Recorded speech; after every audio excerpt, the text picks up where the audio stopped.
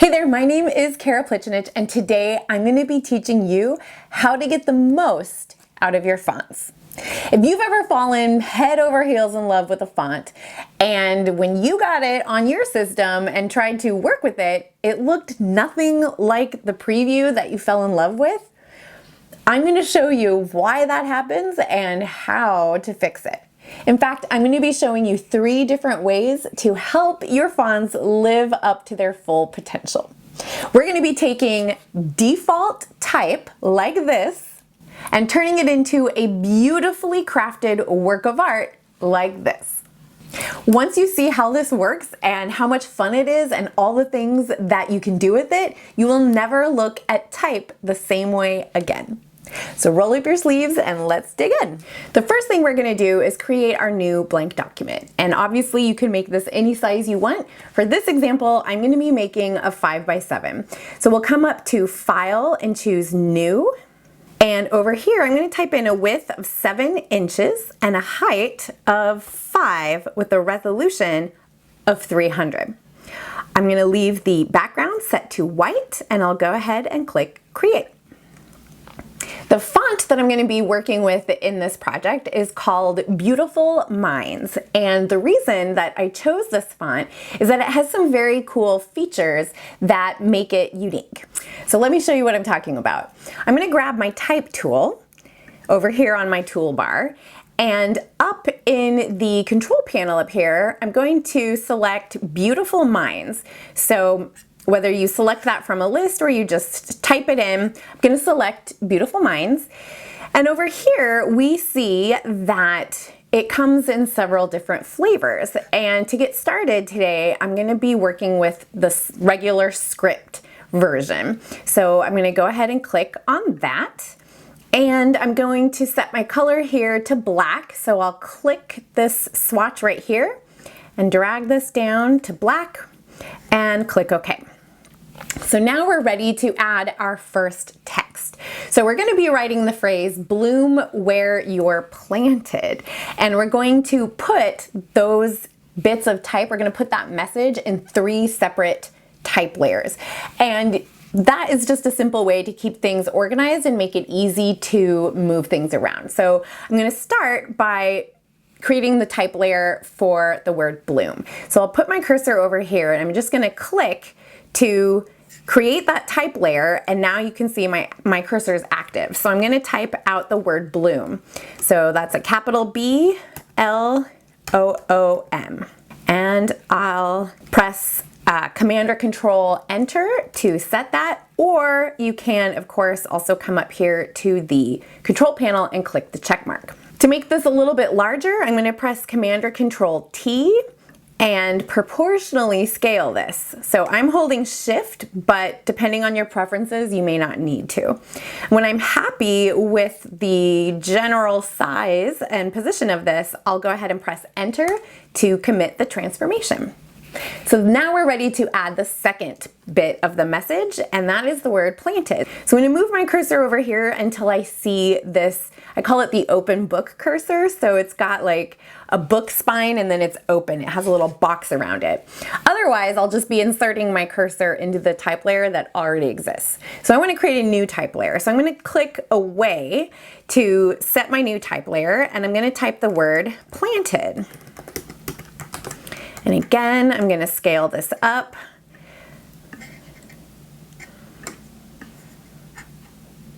Maybe about like this. So here we have those 2 words, and now we're ready to add that third type layer, where you're. So it's going to have 2 words in it. And I'm going to click away over here, again looking for the square cursor so I don't accidentally insert my cursor into an existing type layer.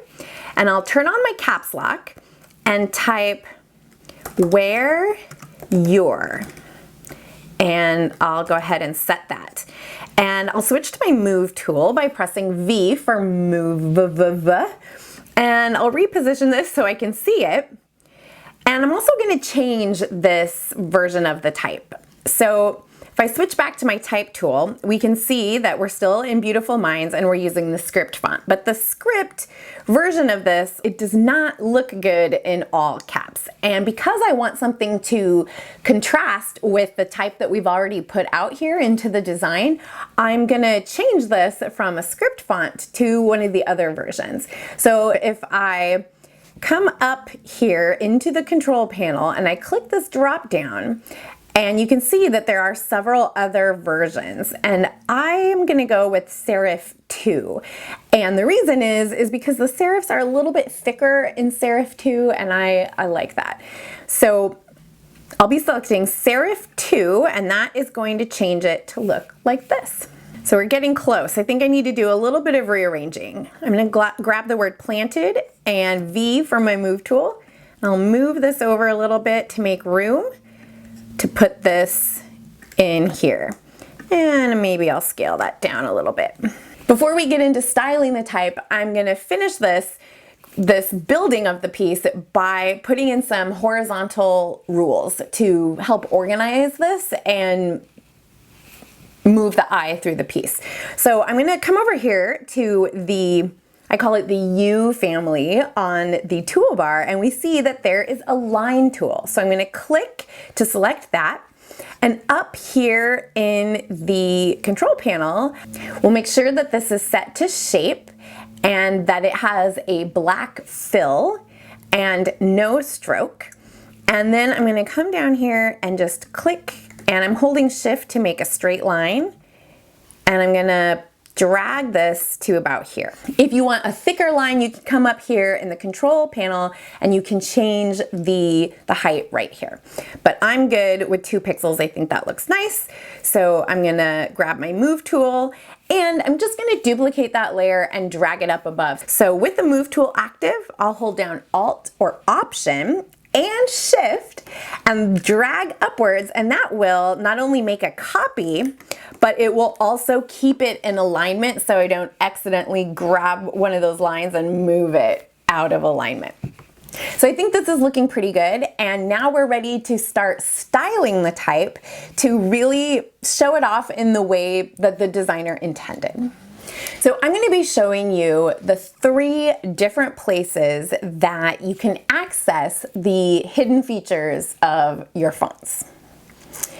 Now, this is going to really vary depending on the font itself. So keep in mind that when you are applying what I'm showing you to your fonts, it might behave a little bit different, or it might be built a little bit differently. So the way that the designer created the font can change the way that it appears in the different places that I'm going to be showing you. And I'll talk you through it. So we are going to get started by taking a look at something called the character panel. So first I'm going to target the bloom layer. With the bloom layer selected and my type tool active, I'm going to come up here in the control panel and click this folder. And that is going to pop open my character and paragraph panels. And this is another place where you can change the size of your font and a number of different things about it. And down below, you may have wondered, what is all this about? Keep in mind that the effects that we see here are going to vary font to font. And just because you may not see an effect here doesn't mean that your font doesn't have cool features. It just means they didn't get coded in a way that shows up here. So I'll show you in a minute.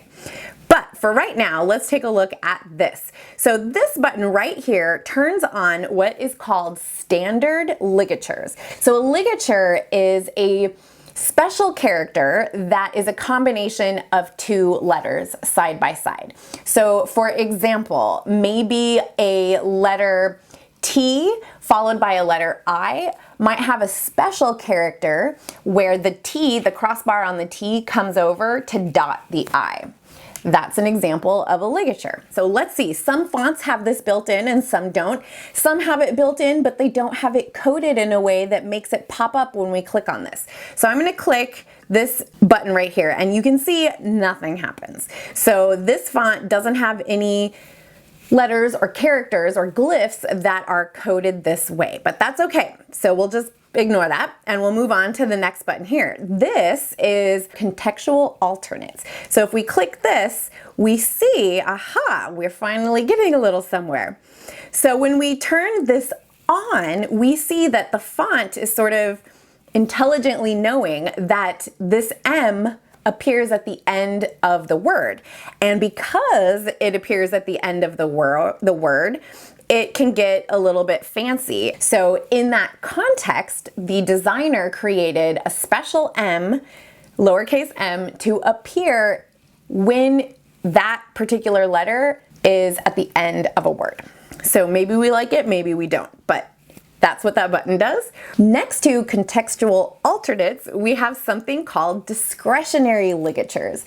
So these are additional ligatures. Remember, that's a combination of two particular letters side by side, and it just changes the way they interact. So for example, keep an eye on the O's right here in Bloom. And when I turn on discretionary ligatures, look what happens. Instead of two identical lowercase O's, we get this fancy version of two O's side by side, but they don't look identical. So it really increases the look of a hand-drawn script. And I'll point out that when this is enabled, this is no longer two individual O's side by side. So if I click and I highlight, you'll notice I can no longer highlight just one O because this is no longer two O's. Now it is one symbol that is two O's together. So the whole thing just becomes one glyph instead of two. That is discretionary ligatures. This right here is for swashes, and it's grayed out in this case, so we can't turn that on. But the other thing, let me set this type and get out of there. This thing right here then is something called stylistic alternates. So some fonts have characters that just have different versions. So for example, one font might have 4 lowercase d's. So those are called stylistic alternates. And if we turn this on, we see, whoa, look at that. The text just sort of pops into a different look. And we get a very different B, we get this fancy O now that's kind of swooshing up here, and the L even dropped a little lower. So we can see if we toggle that on and off, it kind of just bursts to life with some more variety in the letters. The thing about trying to set and style your type with the character panel is that you can only turn these different features on or off. You can't go in and selectively choose them. So perhaps there are several different versions of a double O ligature. You can't tell Photoshop which version you want through the character panel. You can only tell it to choose a different version or not, and it will always just choose the first in line for the different versions. So I'm going to turn all of these things off, and we'll get back to our totally plain type here. And I'm going to show you the next best way to do this. And that is just within the type tool itself. So you may have noticed that in some fonts, if you click and highlight one of the letters, you may have seen this flyout menu, and maybe you've just thought like, why is this turning on here? But it's actually pretty cool. So this is popping up to show you the different versions that you might want to replace a given character with. So this is popping up to show me the different B's that I could use here. So maybe I like this one. So I'll click to activate that. Let's keep going. So now I'll move and highlight the L right here, and look how many different L's we have. We could choose any number of these. I kind of like this. So you can see maybe there's a big swoopy one like this. So there's a lot of different options, and you can just switch between them by selecting it here in this flyout menu. Next, let's take a look at our O's. So if I click and highlight this first O, we see we have a number of choices here. You'll notice it's not showing us the double O that we saw it use earlier when we turned it on in the characters panel. when we turned on the discretionary ligatures. Somehow we're not seeing it here, so I'm going to show you next how we can still get to it. But we have these other O's, so maybe we sort of manually create our own discretionary ligature. So maybe I'll select this O to be first, and this O maybe I'll leave it as it is. So it's a little bit bigger, and this one has a higher baseline. So you can see it's sort of sitting above the line of type right here. So it sort of creates a similar look. Next we'll go to the M, and you can see we have a number of choices here. And I think I like this one where it reaches down a little bit more. So I'm going to select that. And then I think the word bloom looks pretty good. So I'll come up and click the check mark, and we'll call that one good for now. Now we're ready to move on to the word planted. So I'm going to come over to the layers panel and click to select the planted layer. And we'll kind of repeat that same process. So if I click and highlight the P right here, we see that there are 3 capital P's to choose from. I will also point out that there's this interesting little arrow right here. I wonder what that does. Let's give it a click. That is going to pop open our glyphs panel. And this is the 3rd way that you can access all of these cool features. And honestly, I think it's the best because everything is available to you in the glyphs panel. So you'll notice that with this highlighted, it's showing me in the glyphs panel that I'm using the Beautiful Minds font, that I'm using the script version, and it's showing me alternates for selection. So because I have this capital P selected, it's showing me my other capital P choices. But I don't want to just see my choices for capital P. I want to see everything this font has to offer. So I'm going to click this drop down, and instead of limiting it to alternates for selection, I'm going to set it for entire font. So now we can see all the different characters that we have at our disposal. And this is where it really pays off to do your homework or do a little bit of digging to see what your options are. If I scroll down through this massive list, and by the way, you can change the size of the text here with this little slider. But as I scroll through this long list, and you might be thinking, okay, big deal, it's just a bunch of big letters, but look when we get scrolling, still scrolling. When we get way towards the bottom, here we go. Here we see pairs of letters, or in this case, a triple grouping. These are all of the ligatures. And if we keep scrolling through here, we can discover there is a particular ligature for a P followed by an L. Now we didn't see this before because we had a capital P, but by doing a little bit of digging, we see, oh, if we just replace that, we could put in a lowercase p with this L, or if we keep scrolling, we find another version of a P with an L. So we have 2 different P L ligatures to choose from. So I like this one right here with the big swoopy L because we already have non-swoopy L over here. So it's really great if you're trying to create that hand-drawn, hand-written look. You want to have as much variety between the characters as possible. Within reason, of course, within the same font, obviously.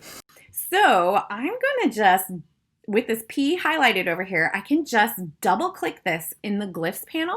And we'll shut that, and look what we have now.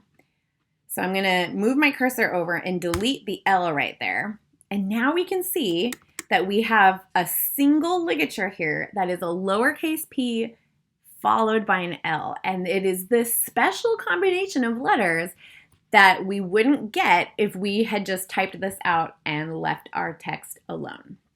And if you ever need to access the glyphs panel and maybe your font doesn't have this pop-up, then you can always get to the glyphs panel by choosing Window, Glyphs. I use my glyphs panel so often that I found it really useful to just have it available. So I would encourage you to click and drag the little tab right here over onto one of your toolbars somewhere so that you can pop it open with just a click whenever you want it. All right, so now we have this fancy ligature, and now we could go through and pick whatever, you know, we might want, I don't know what. You can style this whatever you think looks good. Tees are fun. There's often very cool things you can do with tees. So this is fun. And also Ds can be a lot of fun. So I could put another swoop there, but then I feel like 2 swoops takes away from the fancy swoop over here. So I think I'm gonna just go with something like this or this. Maybe that. Since this one ends more down, we'll have this one flick up. I think this is looking pretty good, and we are ready to take advantage of the third reason why I chose this font, because not only does it have the serif font and the script version, but there's also a dingbat version. So let me show you how you can make use of dingbats. With my type tool active, I'm gonna just click any old place to just create another layer of type. And I'm gonna open up my glyphs panel, and where we see here, we've got Beautiful Mind selected, and I've got the script version active. I'm gonna click this drop down here, and I'm gonna choose Extras. And here we see all of these cool drawings that we can insert into our design piece. And because they're glyphs, they are essentially type. So these are all vector, and they can scale right along with our text, and we don't have to worry about pixels or resolution or any of those kinds of issues.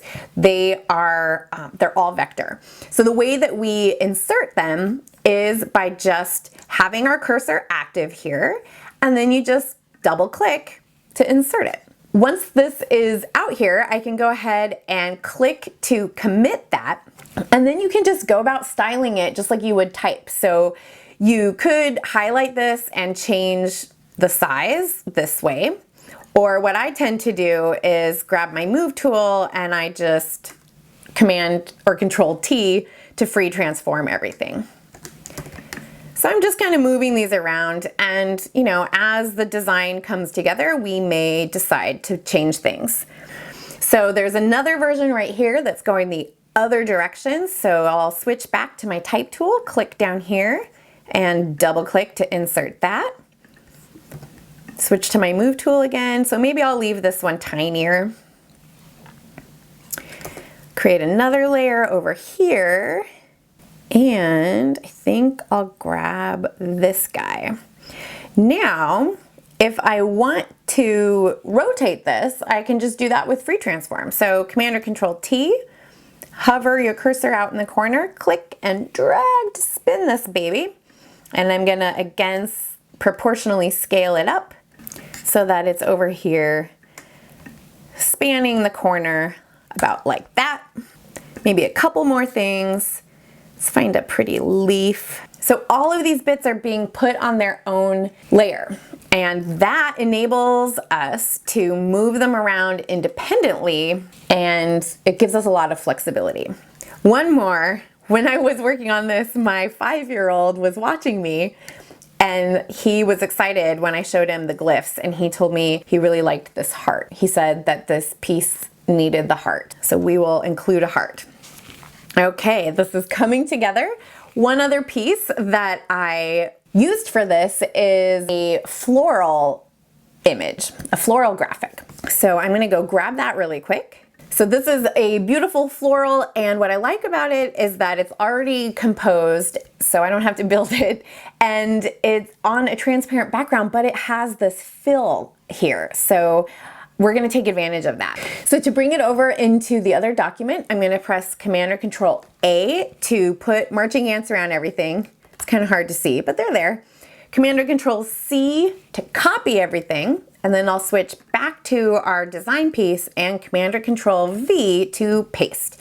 Now you'll see it comes in rather large. That is good because it's very high quality. It's got a lot of pixels. So to keep all of those pixels in case we want to scale this differently later, we're going to convert it to a smart object.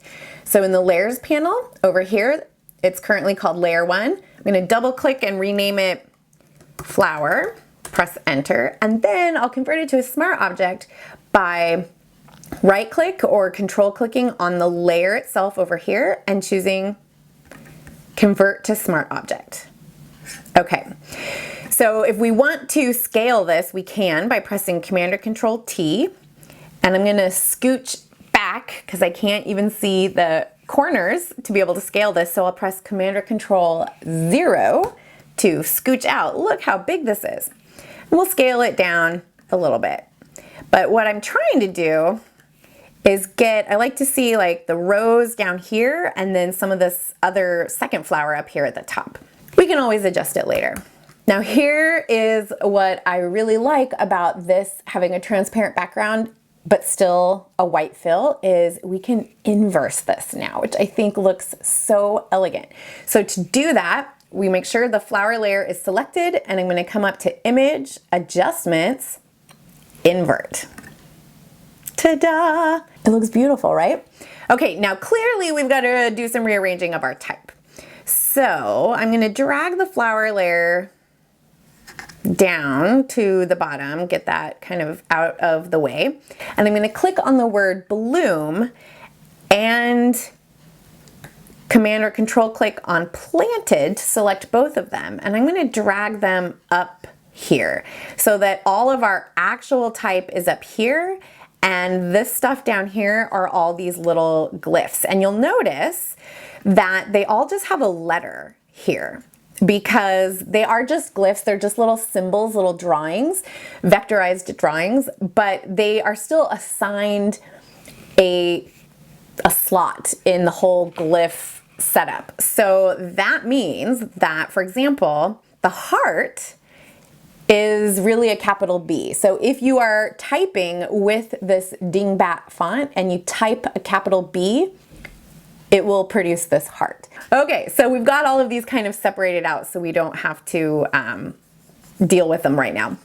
So we're gonna click and shift click to select the lines. These are the shapes right here, and then all of our type. And I'm gonna scale it down because we gotta make room. Make sure we've got this. And I think the word bloom could be bigger, so I'm gonna select bloom and bring up free transform and scale that a little bigger like this. And planted can move over here. And maybe then I'll just grab the flower and move that.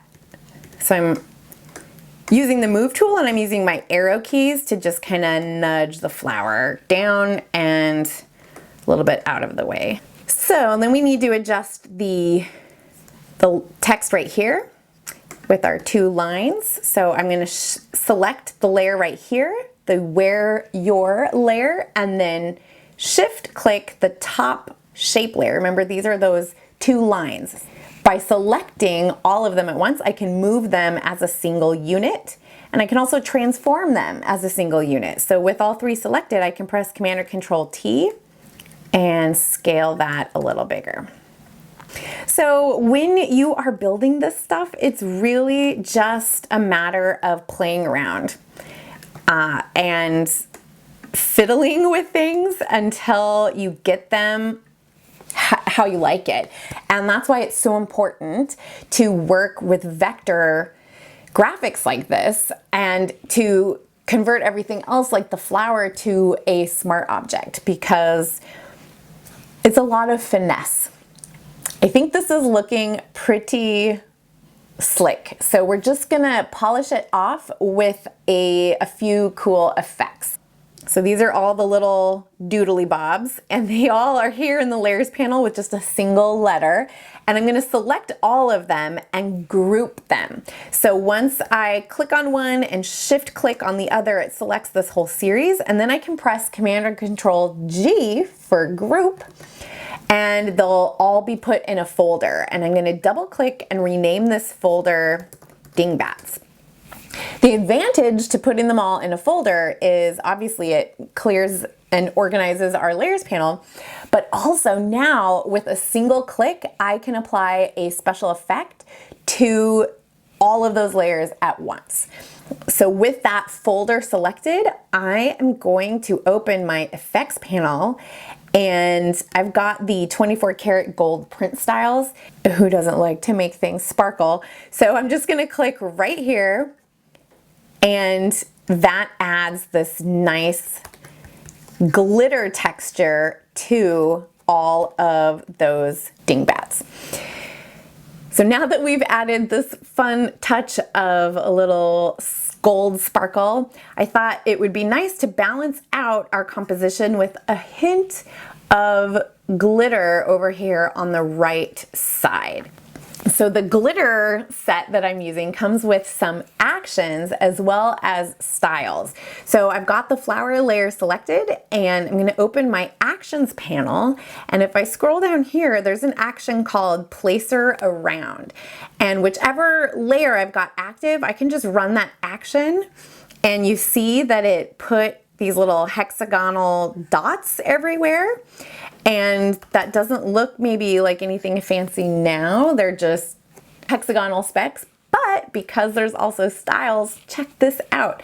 Now I can just open my styles panel, and earlier we used the 24 karat gold styles, but now I'm gonna apply a glitter style. So if I scroll down through all these glitter styles, I've decided I like this one here, and with a single click, that all becomes glitter.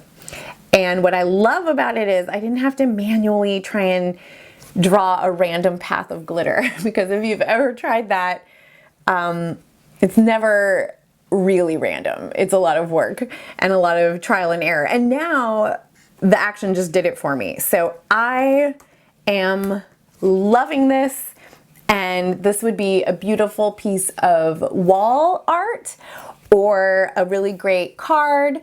The possibilities are pretty endless. And finally, to just really polish this and take it over the top, I'm gonna add a watercolor texture. So I have this file here from the watercolor texture pack, and I'm just gonna press Command or Control A to select it, Command or Control C to copy, and I'll come back over here to our image, and I'm gonna paste this in. And I just want to make sure that this layer is on the top. I'm going to rename this texture. And then you can see it's obviously coloring, or it's obviously covering everything up, but it's a very simple fix. I'm just going to come up here and change the blend mode from normal to multiply. And if we zoom in on this, you can see this fabulous texture, and I can toggle it on and off here. It just really adds a lot of richness to the finished piece. This looks beautiful. So we have learned how to work with all of these amazing features that fonts are capable of by going to the characters panel, by utilizing the little flyout that is sometimes coded into some fonts, and by bringing up the glyphs panel, which is where you really can just get to the bottom of things and see what a particular font has to offer. So thank you so much for watching. I hope you had fun and learned a ton of new things, and that you feel inspired. So I'll hope to see you again soon.